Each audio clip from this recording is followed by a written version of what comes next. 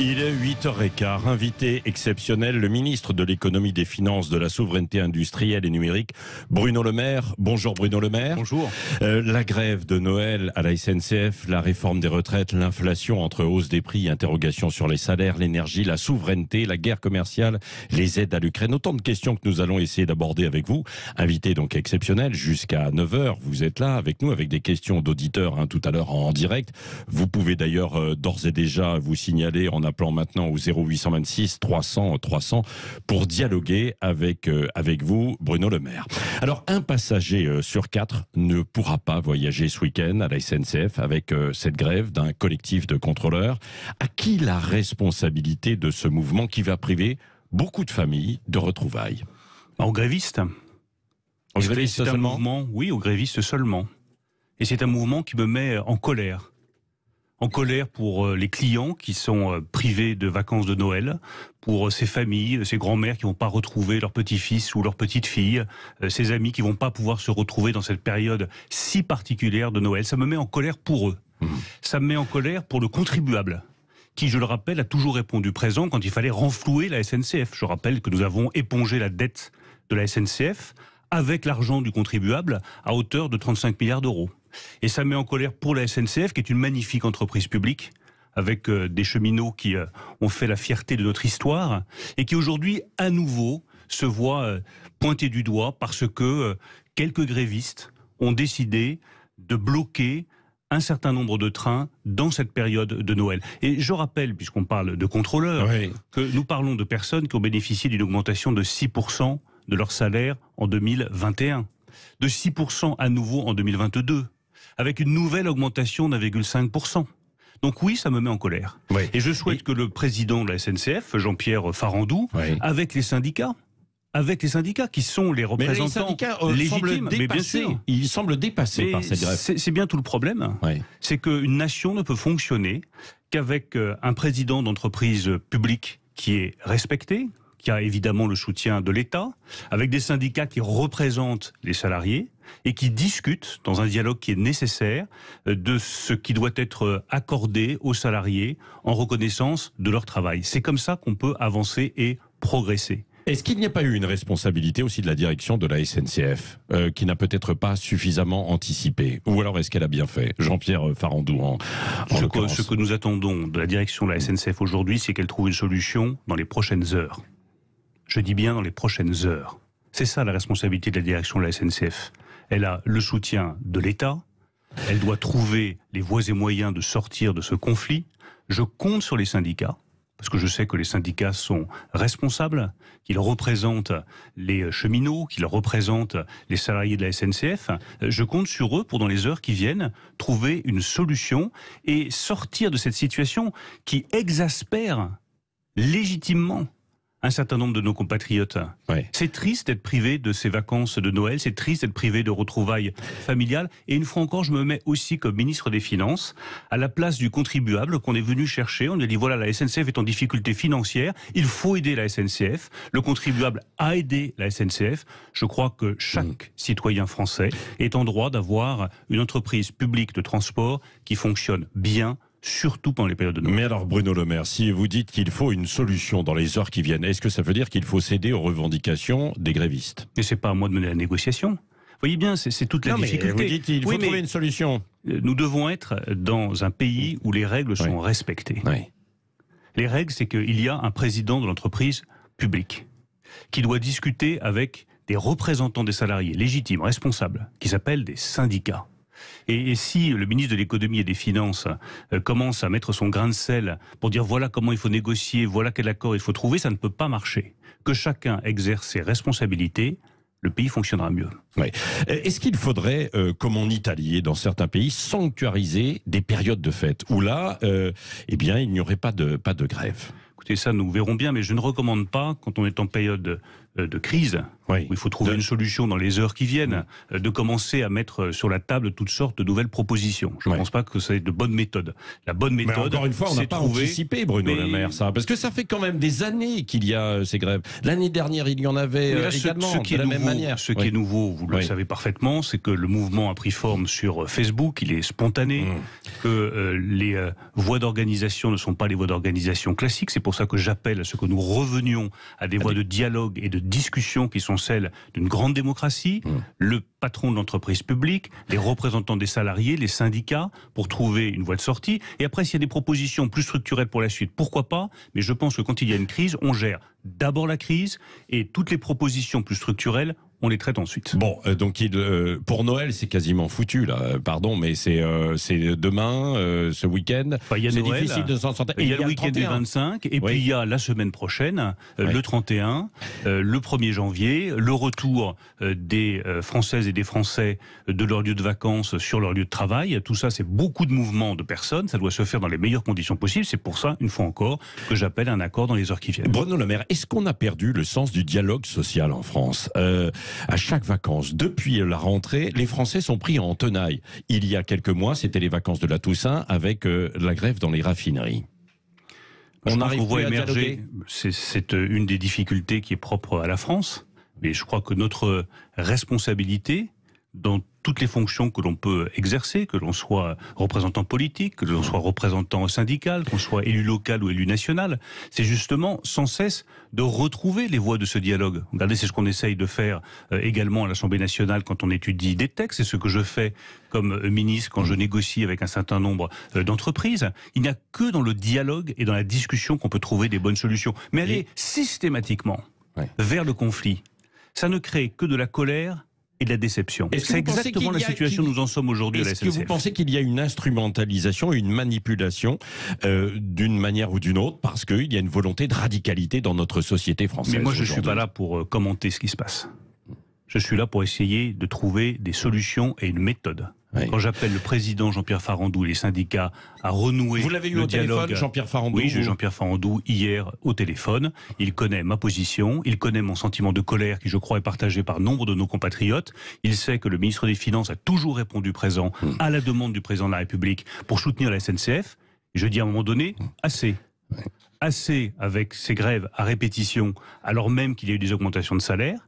Assez avec les blocages, alors même qu'il y a eu des ouvertures qui ont été faites vis-à-vis des grévistes, et assez avec ces difficultés pour nos compatriotes qui sont déjà en pleine crise inflationniste, qui ont déjà suffisamment de difficultés, qui vivent leur premier Noël sans Covid, et qui ont droit à du repos et à de la sérénité. Oui, il y a encore du Covid pour certains, puisqu'il faudrait porter le masque justement dans les transports. Mais il n'y a pas les conditions qu'il y a eu au cours des précédentes années. Il y a une fatigue, un besoin de repos, et j'entends ce besoin de repos d'un certain nombre de nos compatriotes. Ils ont droit à avoir de la sérénité dans leurs déplacements, en particulier quand ils emploient le train. Bruno Le Maire, est-ce que c'est le prélude à ce qui attend les Français en janvier avec la réforme des retraites? Vous redoutez des semaines de tension? Attendons d'abord la présentation du projet, le 10 janvier. Et là aussi, revenons à l'esprit d'ouverture et de dialogue. Pourquoi est-ce que nous faisons cette réforme des retraites? Je pense qu'il faut sans cesse l'expliquer. Il y a au moins deux raisons fondamentales. La première, c'est que lorsque un régime de retraite est déficitaire, 12 milliards d'euros en 2027, il faut rétablir les équilibres. Ça permet de sauver le régime de retraite par répartition.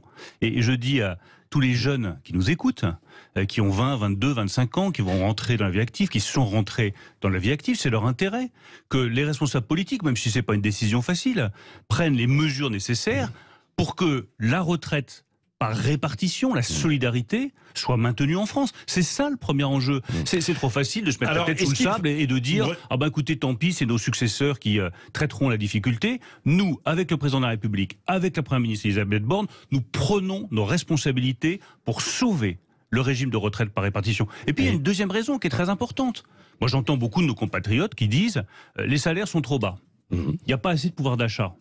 Je comprends ça parfaitement. Bah oui, on va y venir dans un instant. Mais avec la meilleure façon de répondre à tout cela, c'est qu'il y ait un volume global de travail qui soit plus important dans notre pays. Ouais. C'est qu'on soit incité à travailler plus longtemps pour qu'on crée plus de richesses, plus d'emplois, des meilleurs salaires, une meilleure vie pour tout le monde. Lorsque vous décalez l'âge d'égal de départ à la retraite, vous incitez à travailler plus longtemps. Et on est tout à fait prêt avec Elisabeth Borne et avec Olivier Dussopt à regarder comment est-ce qu'on peut encore mieux concilier emploi et retraite, comment est-ce qu'on peut favoriser le travail tout en étant déjà passé à la retraite. Tout ça, on peut le regarder de manière extraordinairement constructive. Ça créera de la prospérité, des emplois et donc une vie meilleure pour nos compatriotes. Alors, pour l'instant, l'objectif, c'est visiblement 65 ans. Éric Ciotti a eu rendez-vous hier avec Elisabeth Borne. Il dit, on pourra soutenir cette réforme, mais pas à n'importe quel prix. Schématiquement, peut-être qu'il faut y aller par étapes. Est-ce que vous êtes d'accord avec lui ?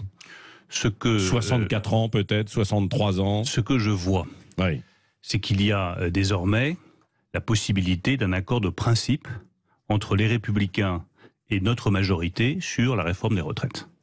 On voit se dégager petit à petit, depuis l'élection d'Éric Ciotti, la possibilité d'un accord de principe sur la réforme des retraites.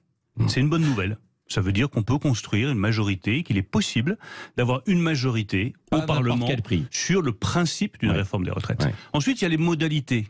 Mais c'est ce que je vous disais précédemment, c'est la démocratie, c'est le dialogue. On peut discuter des modalités. Nous allons discuter des modalités. Y compris de cet âge de départ à la retraite, de 65 ans. Ce sera le débat parlementaire. Moi, je ne suis pas parlementaire. Je vais pas anticiper sur ce que sera le débat parlementaire. Le débat parlementaire, on parle de 49.3 pour passer en force. Étape par étape, pas après pas. Je considère qu'il y a un premier pas qui a été franchi. Il y a la possibilité d'un accord de principe entre les Républicains et la majorité sur le principe de la réforme des retraites. Sur l'idée que oui, il faut une réforme des retraites. Et tant mieux, parce que ça veut dire que les Républicains retrouvent leur boussole. Ils ont toujours défendu l'idée d'une réforme des retraites. Leur candidate à l'élection présidentielle l'a portée. Il me paraît cohérent et logique qu'au moment où cette réforme des retraites arrive, ils en soutiennent le principe. Après, sur les modalités, si on peut améliorer le projet qui sera présenté le 10 janvier, nous regarderons comment l'améliorer. Attendons d'abord la présentation du projet par la Première ministre, mais montrons un esprit d'ouverture et de dialogue. Oui, venons-en aussi à l'inflation, la crise de l'énergie et la guerre en Ukraine. Il y a quelques mois, vous aviez déclaré que l'embargo et les sanctions allaient mettre la Russie à genoux. C'est plutôt l'Europe et la France qui mordent la poussière en ce moment et les Américains qui s'en tirent bien.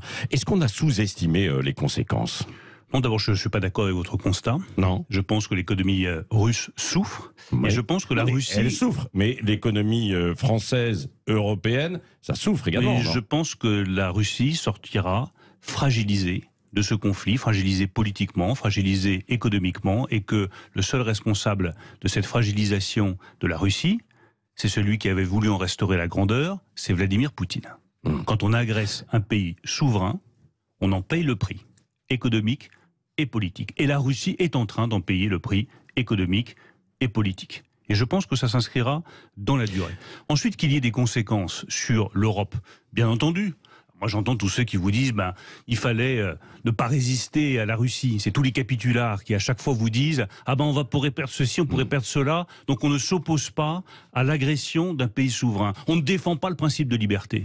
Mais le principe de liberté et de souveraineté des peuples, il est au cœur de nos valeurs les plus fondamentales. Nous les défendons. Il y a un prix à payer, c'est vrai.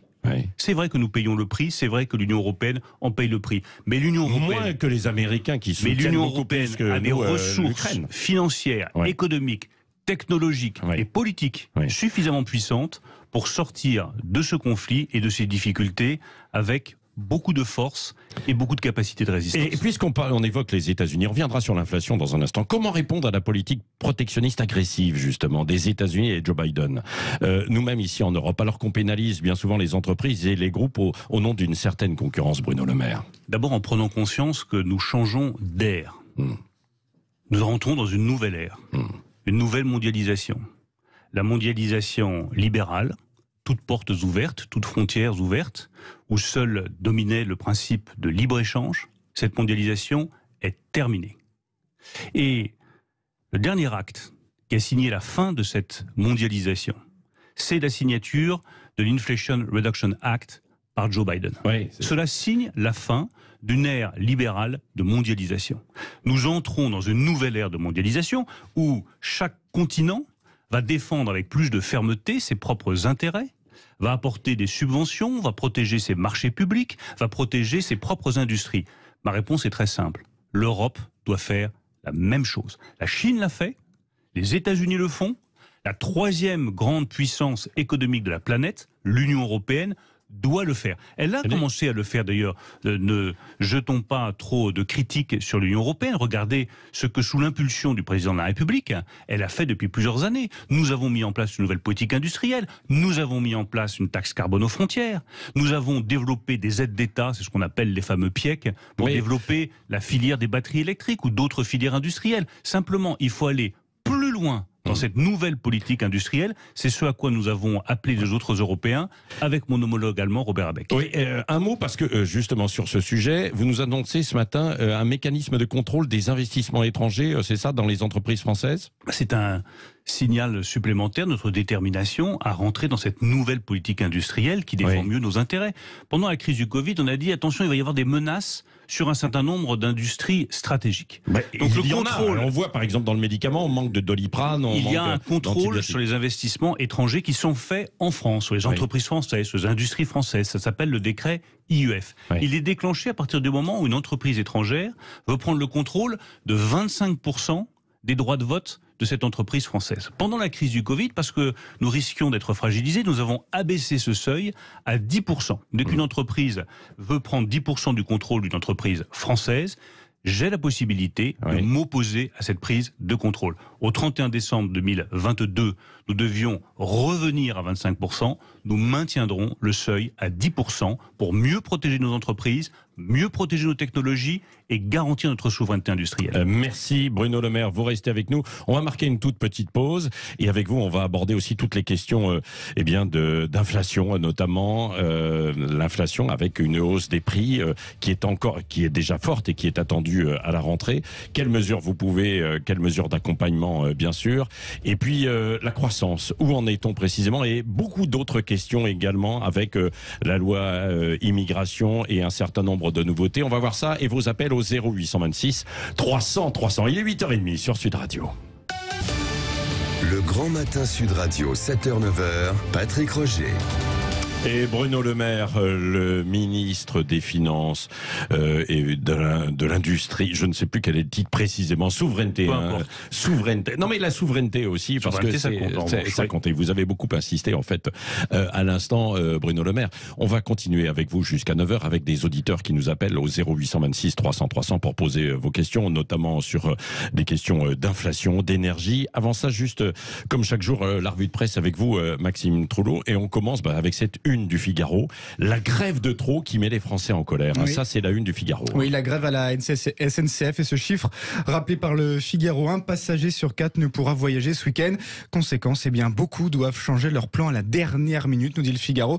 Alors évidemment, beaucoup de Français sont exaspérés, certains parlent même de prise d'otage. Ils nous gâchent Noël, disent d'autres en une du Progrès ce matin. Noël à quai, titre de son côté Nice ce matin, une grève incompréhensible, ose même le Parisien aujourd'hui en France, avec ces quelques 200 000 voyageurs impactés, des voyageurs entre colère et galère, résume Presse Océan. Oui, et l'actualité, c'est aussi la visite surprise de Zelensky à Washington, le président ukrainien, et Joe Biden en une, par exemple, du Télégramme. Oui, avec ce titre, l'Amérique renforce son soutien en pleine guerre en Ukraine. Les deux hommes aussi en une du journal Libération. Zelensky aux États-Unis, le symbole d'une visite surprise. Avec ce titre dans les colonnes de Libé, rencontre au sommet, milliards à la clé, des milliards de dollars, puisque au cœur de cette visite éclair, écrit Libé, l'octroi d'un nouveau package d'aides militaires, dont un système de missiles patriotes parmi les plus sophistiqués au monde. Les coupures d'électricité, la France face au risque de délestage en janvier prochain. Énergie visée, l'autarcie, par exemple, titre l'Alsace. Oui, avec la crise énergétique, des communes cherchent à consommer l'énergie renouvelable locale.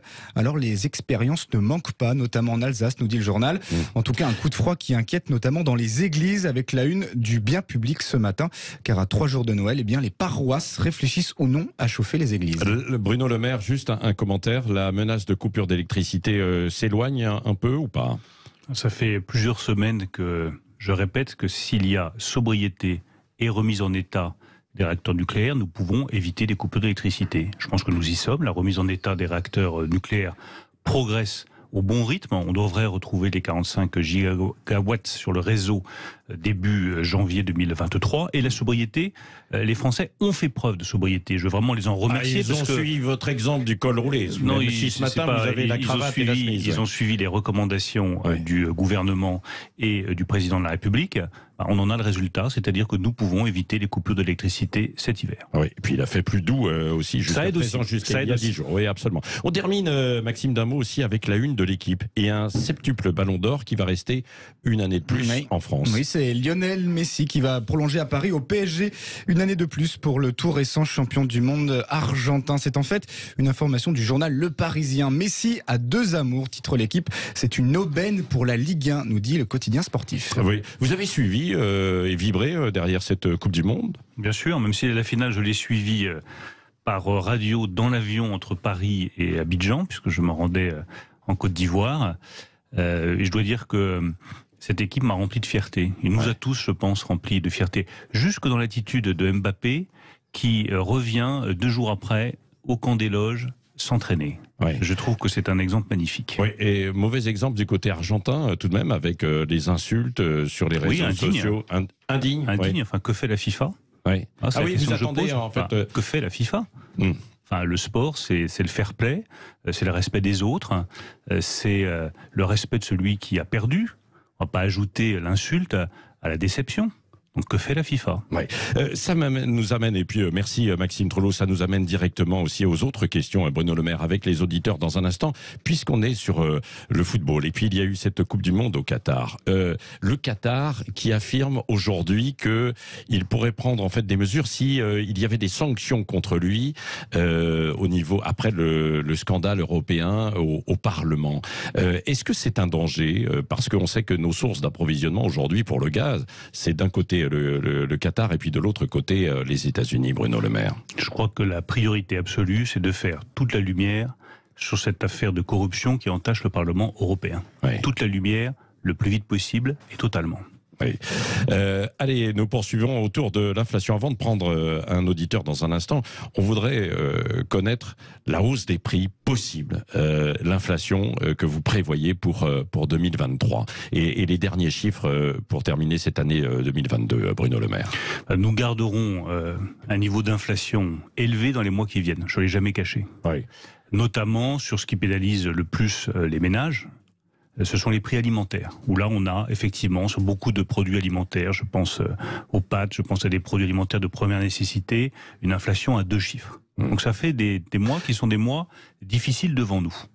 Mais j'ai la conviction, chiffre à l'appui, quand je vois le prix des matières premières, les prix de gros, quand je vois le prix du fret maritime qui commence à baisser, que tout cela devrait se répercuter sur les prix à la consommation à partir de la mi-2023. C'est-à-dire qu'à partir de mi-2023, je pense que l'inflation devrait commencer à baisser. En tout cas, c'est notre évaluation. Ça suppose aussi... Une inflation qui sera de combien alors ? Est-ce que vous pouvez estimer ? Je ne vais pas vous donner de chiffres précis. Parce que vous avez dit à 2 chiffres pour certains secteurs. Je dis très simplement que notre objectif, c'est que l'inflation reflue à partir de la mi-2023 en France et dans les autres pays européens. Ça suppose, qui n'est pas facile à entendre, mais ça suppose aussi que nos mesures de soutien soient plus ciblées en 2023.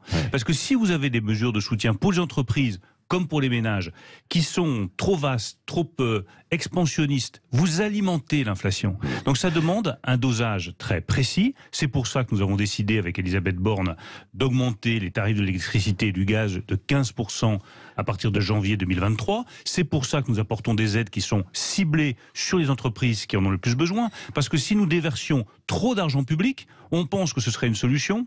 En réalité, cela ne ferait qu'aggraver le mécanisme inflationniste et renforcer la hausse des prix. Ma priorité, c'est que les prix baissent à partir de la mi-2023. Et est-ce que les entreprises, parce que à plusieurs reprises, vous l'avez dit, il faut que les entreprises aussi essaient de pousser pour les salaires. Là, vous avez des moyens d'action pour ces entreprises? Mais elles ont fait des augmentations de salaire et moi je les appelle à nouveau, pour toutes celles qui peuvent, à augmenter les salaires. Je dis bien toutes celles qui peuvent. Puis nous allons travailler à partir de début 2023 sur un projet qui me tient très à cœur, qui tient très à cœur aux parlementaires de la majorité, c'est le dividende salarié. C'est-à-dire le profit pour tous. Quand une entreprise est capable de verser des dividendes, elle doit récompenser aussi ses salariés et les récompenser de manière mécanique et automatique. C'est là-dessus que nous travaillons. Je pense que c'est une des réponses fortes aussi à l'augmentation des prix et à l'inflation, que le travail paye toujours plus. C'est la ligne de force de toute notre politique économique depuis 5 ans, faire en sorte que le travail paye davantage. Quelle peut être la croissance? Vous aviez annoncé 2,7%, on en est où aujourd'hui, Bruno On Le n'est pas Maire? très loin pour 2022 des 2,7%. On verra au début 23 quel est le chiffre exact, mais nous aurons tenu notre objectif de croissance pour 2022. Preuve d'ailleurs de la capacité de résistance de l'économie française. Et je maintiens qu'en 2023, nous aurons une croissance positive. Et que l'économie française, dans des temps qui sont objectivement difficiles, entre les difficultés du marché chinois, qui est un des plus grands marchés de la planète, l'inflation, l'augmentation des prix de l'énergie, la guerre en Ukraine, ce que je constate, c'est que l'économie française résiste. Elle n'est pas une île, elle n'échappe pas aux difficultés conjoncturelles, mais elle résiste. Et elle aura une croissance positive en 2023. Alors, croissance positive, vous misez sur quoi? Sur 1%, sur 0,5%, sur 1,5%? Il y a trop d'incertitudes géopolitiques aujourd'hui pour réviser notre croissance. Donc je maintiens le chiffre qui est dans le projet de loi de finances pour 2023. Nous verrons quelles seront les évolutions géopolitiques et sur les prix d'énergie dans les mois qui viennent. Mais je maintiens que nous aurons une croissance positive en 2023. Mais difficile de chiffrer, très précisément. C'est très difficile. Est-ce que la guerre en Ukraine va se prolonger? Que vont faire les prix de l'énergie? Tout ça, c'est beaucoup d'incertitudes, mais la base économique française est solide. La compétence des salariés est solide. L'engagement de tous ceux qui travaillent est solide. Et c'est ça qui fait la force de la France. C'est ces entrepreneurs, c'est ces PME, c'est ces TPE, c'est ces indépendants, c'est ces salariés qui bossent, c'est ces entrepreneurs qui veulent créer de nouvelles richesses, c'est ces industries qui créent à nouveau des emplois. C'est ça la force de l'économie française. Alors qu'on dit et c'est ce qui nous permet de résister. Le coût de l'effort est en train, en train de diminuer. Tous ces discours déclinés sur le thème, les Français veulent plus bosser, l'industrie. Mais regardez, il y a des cadres qui veulent quitter leur boulot, il y a des petits entrepreneurs, il y a des boulangers qui... Je regarde les chiffres et surtout, j'écoute mes compatriotes. Quand je me déplace dans notre pays, que je vais chez l'entreprise de jouets Smoby dans le Jura, qu'est-ce que je vois? Je vois les salariés qui sont ultra motivés. Je vois un jeune apprenti qui fait 30 bornes aller et retour chaque jour dans sa voiture électrique pour pouvoir se rendre sur son travail, qui est heureux du travail qu'il fait. Je vois un chef d'entreprise qui veut s'agrandir et qui dit « Moi, je veux développer mon industrie du jouet ici, dans le Jura. » Voilà ce que je vois. Et donc, ces discours déclinistes, ils me mettent eux aussi en colère. Parce que dans le fond, ils apportent aucune solution. Et surtout, ils ne reconnaissent pas le travail de nos compatriotes. Au 0826 300 300, des appels d'auditeurs. C'est Frédéric de Paris, me semble-t-il, qui est en ligne avec nous dans un premier temps. Bonjour Frédéric. Oui, bonjour tout le monde, bonjour Monsieur le Ministre. Bonjour. Donc Bruno Le Maire vous écoute. Votre question. Oui, moi j'entends ce qui est dit, j'entends ce que le ministre dit. Et, je peux qu'approuver dans cette ligne, mais je garde en mémoire une réflexion faite par un gilet jaune. Un gilet jaune au début du mouvement, par la violence, quand il y avait un appui un peu général de la population. Je me souviens d'une femme au bord d'un rond-point qui avait dit cette phrase qui me marque encore, qui disait, voyez, moi dans ma province, tout ferme. Tout ferme. L'hôpital a fermé, les impôts ont fermé, la gendarmerie a fermé. Je ne suis pas contre le fait de payer des impôts, parce qu'un citoyen qui travaille se doit de participer, donc de payer des impôts. Mais à quoi servent-ils quand on voit que tout ferme, quand on voit que l'hôpital public n'en peut plus, que la justice est pauvre? Où va cet argent? Où va l'argent public, Frédéric? C'est votre question. Voilà. Il y a d'ailleurs un magazine qui mettait en une il y a quelques jours Gabegie, en fait, dans le public. Bruno Le Maire. D'abord, j'entends ce que dit Frédéric sur les gilets jaunes. Je pense qu'il y a des messages qui ont été passés à ce moment-là très forts sur la dignité, sur la reconnaissance par le travail, sur la rémunération, sur le salaire, sur le sentiment d'abandon. Et ce message-là, il était reçu 5 sur 5, notamment sur les services publics. Parce que ce qui fait la singularité de la nation française, c'est qu'elle a des grands services publics qui sont gratuits, payés par le contribuable et qui doivent offrir une qualité de service irréprochable. Est-ce que c'est toujours le cas? Non. Est-ce qu'il faut faire mieux? Oui. Est-ce que nous avons commencé à le faire, notamment sur l'hôpital public, avec le Ségur de la Santé? Oui. Est-ce que nous avons commencé à le faire avec le ministère de la Justice et Éric Dupond-Moretti en recrutant davantage de magistrats? Oui. Est-ce que nous avons commencé à le faire sur l'école avec le dédoublement des classes, avec des moyens supplémentaires pour l'éducation nationale? La réponse aussi est oui. Ça prend du temps, mais notre objectif doit être effectivement, et là je rejoins parfaitement Frédéric, que les Français en aient pour leur argent. Oui, parce qu'ils n'ont pas l'impression, ils ont l'impression de payer de plus en plus et d'avoir de moins en moins de services. Ils doivent en avoir pour leur argent, c'est-à-dire un service public de qualité qui fait partie de notre identité nationale. Notre identité nationale, c'est aussi les services publics. Il y a du boulot. On s'y emploie. Oui, avec un traçage qui est sans doute indispensable aussi de là où va l'argent, en fait, de l'ensemble. Certainement, mais on y travaille aussi.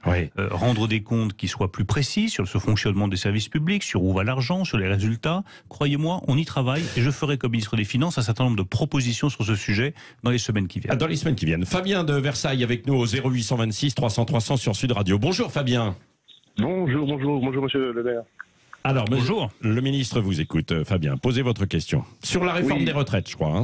Ah oui, voilà, exactement. Moi, c'est par rapport à la réforme des retraites et par rapport à un problème de confiance vis-à-vis du gouvernement. Moi, tout d'abord, bonjour monsieur le maire. Donc, j'ai toujours eu beaucoup d'estime pour vous jusqu'à finalement pour moi, ce qui est un virage politique à 180 degrés quand vous avez rejoint Emmanuel Macron. Vous passiez d'une qualification d'un homme sans conviction, d'un homme qui dit tout et son contraire en ce qui concerne Emmanuel Macron, et maintenant vous déformez sa réforme avec une grande conviction. Moi j'ai du mal à faire confiance à un ministre de l'économie qui met en place des emprunts indexés sur l'inflation. J'ai du mal à faire confiance à un gouvernement qui bafoue l'esprit démocratique de notre pays à coup de 49.3 et qui fera probablement passer la réforme des retraites avec une rectification du PLFSS. Comment faire encore confiance à un gouvernement qui, il y a encore quelques mois, indiquait qu'il allait s'approprier les retraites complémentaires et qui finalement maintenant n'y touchera plus. Voilà, moi par rapport à... Alors votre question Fabien, vous êtes pilote de ligne, votre question. Exactement. Oui. Et bien, ma question c'est comment peut-on encore faire confiance à cette réforme? Comment peut-on encore faire confiance à ce gouvernement? Et monsieur le maire, feriez-vous confiance à un commandant de bord qui ferait atterrir votre avion avec 300 passagers à bord en pleine tempête à 65 ans? Ah, bon, donc c'est la réforme. J'ai une question pour vous, Fabien. Vous êtes commandant de bord chez qui? Je travaille actuellement dans une compagnie aérienne en France. Vous êtes chez Air France? Alors, plus ou moins, mais je ne pourrais pas forcément vous dire. D'accord, donc vous devriez avoir confiance dans un ministre de l'économie et des finances qui a sauvé Air France. Ce dont d'ailleurs, je crois que les pilotes et le personnel navigant sont reconnaissants, ils me le disent à chaque fois. Donc je pense que la confiance, vous voyez, c'est des témoignages de confiance, ce n'est pas des déclarations. Vous pouvez me faire confiance parce que nous avons sauvé Air France quand il fallait sauver Air France. C'est des faits et ce sont des résultats. Parler de virage à 180 degrés, je parlerais plutôt de constance. Quand on a un candidat comme Emmanuel Macron qui vous dit voilà, je veux faire une réforme des retraites, et que moi-même, quand j'étais candidat, j'ai défendu une réforme des retraites avec allongement de la durée de cotisation, avec modification de l'âge légal de départ à la retraite. Si quelqu'un propose la même chose et qu'il a réussi à être élu président de la République, je ne vois pas pourquoi je ne soutiendrais pas sa réforme et son engagement. Ensuite, sur les différents points que vous soulignez, sur l'emprunt, l'inflation, là aussi, je veux vous rassurer, c'est des sujets qui sont importants.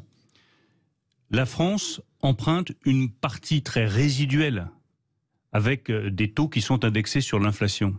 Le reste se fait à taux fixe. Elle le fait comme le font beaucoup d'autres pays, tout simplement pour élargir sa base d'investisseurs. C'est tout. Mais croyez-moi, nous faisons très attention à ce que la dette que nous levons... Quand il n'y avait pas d'inflation, on se disait on peut emprunter, etc. Mais maintenant qu'il y a l'inflation, la question est légitime de Fabien. La question de Fabien est parfaitement légitime. Et cette question de la confiance vis-à-vis des responsables politiques, elle est légitime. Et je veux répondre vraiment point par point. Les emprunts français sont édités à taux fixe. Il y a une part marginale qui est avec une indexation sur l'inflation, parce qu'il faut élargir sa base d'investisseurs. Sur le 49.3, oui, nous l'avons utilisé, Fabien, par nécessité. Est-ce que vous auriez confiance dans un gouvernement qui n'adopterait pas un budget Il y a besoin d'un budget pour payer les fonctionnaires, pour financer les services publics dont nous venons de parler, pour financer les mesures de soutien aux ménages et aux entreprises face à l'inflation. Il faut bien un budget. Et quand on est bloqué, oui, il faut utiliser le 49.3 pour qu'il y ait un budget pour la France. Pour vous, c'était vraiment pas tabou, le 49.3. Et s'il faut l'utiliser de nouveau, mais si on peut trouver des accords, c'est mieux. Oui. Mais il faut qu'il y ait un budget pour la France. Et quand il y a un blocage, la responsabilité du gouvernement que exerce remarquablement la Première ministre Elisabeth Borne, c'est de déclencher le 49.3 pour qu'il y ait un budget pour la France. Quant aux retraites, là aussi, et j'entends cette question de confiance, je pense qu'elle est absolument fondamentale. Mais je pense qu'on doit nous battre pour qu'il puisse y avoir une majorité à l'Assemblée nationale, au Parlement, sur cette réforme des retraites. Je le disais en début d'émission, je vois qu'il y a un accord de principe avec les Républicains sur la réforme des retraites. Travaillons ensemble, et avec tous ceux d'ailleurs qui le souhaitent, ça peut être sur d'autres bancs de l'Assemblée nationale, travaillons sur les modalités. Sébastien de Remiremont, je crois, dans les Vosges, est avec nous sur Sud Radio. Bonjour Sébastien. Bonjour. Je crois que vous êtes petit commerçant boulanger, c'est ça? Artisan boulanger. Bonjour Monsieur le ministre. Bonjour. Alors moi, vous savez très bien qu'on a des métiers aujourd'hui qui sont plus qu'en péril par rapport au coût de l'énergie. Je me posais quand même la question, pourquoi on n'est pas capable de faire un bouclier énergétique sur un tarif jaune alors qu'on est capable de le faire sur un tarif bleu, sachant qu'aujourd'hui, ils ferment plus d'une boulangerie par jour en France. Donc ça va être un véritable marasme économique l'année prochaine, sachant que aujourd'hui nos factures vont être multipliées par 4 voire 5 et excusez-moi, mais c'est pas les mesurettes qui ont été mises en place qui vont changer grand-chose, puisque en plus c'est des mesures qui pour la plupart les boulangers vont passer à travers, puisque pour beaucoup c'est pour les tarifs inférieurs à 36 kWh. Donc n'oublions pas qu'aujourd'hui les boulangers sont pourvoyeurs d'emplois non délocalisables d'une part, reste un des derniers commerces de proximité dans beaucoup de villages en France. On vend des produits quand même à des prix, une baguette à 1 euro ou 1,15 €. Et aujourd'hui, on ne pourra pas survivre à des augmentations de 400% de l'énergie, sachant que ça représente pratiquement 400 € par jour d'électricité pour faire tourner nos commerces. Quand on fait 2000 € de caisse, c'est impossible à survivre à de telles augmentations. Qu'est-ce qui justifie qu'on puisse multiplier par 4 l'énergie aujourd'hui? Bruno Le Maire. La réponse évidemment à cette inquiétude de beaucoup de commerçants, y compris les... J'entends l'inquiétude de Sébastien et je lui dis avec beaucoup de fermeté que nous ne laisserons tomber aucun boulanger. Je l'ai dit, je le redis, Sébastien l'a parfaitement expliqué, ce sont des commerces de proximité, c'est ça aussi qui nourrit l'abandon. Moi j'ai été élu pendant 15 ans d'un département rural, qui est le département de l'Eure, où dans beaucoup de communes, le seul commerce, c'est le boulanger. Donc nous ne laisserons pas tomber les boulangers. Et je veux bien expliquer ce que nous avons mis en place, parce que ce ne sont pas des mesurettes, ce sont des mesures puissantes. Pour tous les boulangers qui sont sous les 36 kVA dont a parlé Sébastien, il y a un tarif régulé. Donc ils ont droit à un tarif régulé comme tous nos compatriotes. Pour ceux qui ont une puissance électrique plus importante, c'est la majorité des boulangers, reconnaissons-le, à partir du 1er janvier 2023, nous mettons en place un amortisseur qui va réduire les factures de 20%. Et j'ai demandé aux fournisseurs d'énergie, notamment EDF, de faire figurer en toutes lettres sur la facture les 20% de réduction. Parce que je les vois, les boulangers, je suis en discussion avec eux, j'échange avec eux, je vois leurs factures, je lis leurs factures. Et pour le moment, il y a toujours des chiffres qui sont indiqués, qui sont vertigineux et qui créent de l'inquiétude inutile. Donc je veux que sur la facture, on puisse voir que ce n'est pas le chiffre brut, mais qu'il faut retirer 20% qui sont à la charge de l'État, 20% d'amortisseurs du prix de l'électricité. Ça suffira pas pour certains boulangers, ils me l'ont dit.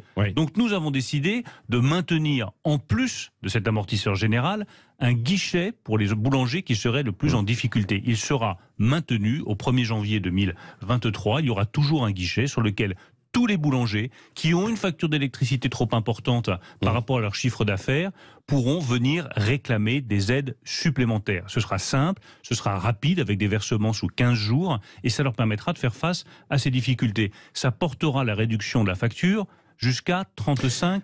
Donc vous voyez que ce n'est pas des mesurettes. Nous ne laisserons tomber aucun boulanger. Nous sommes à leur écoute. et ils le méritent. Oui, merci Bruno Le Maire. Nous arrivons au terme de cet entretien avec vous, les auditeurs, au 0826 300 300. Je sais qu'il y avait encore beaucoup d'appels, mais déjà nous avons passé 3 quarts d'heure ensemble et nous renouvellerons évidemment ce type d'entretien. Merci Bruno Le Maire, ministre de l'économie, des finances, de la souveraineté industrielle et numérique, d'avoir été l'invité ce matin de Sud Radio. Dans un instant, Valérie Expert.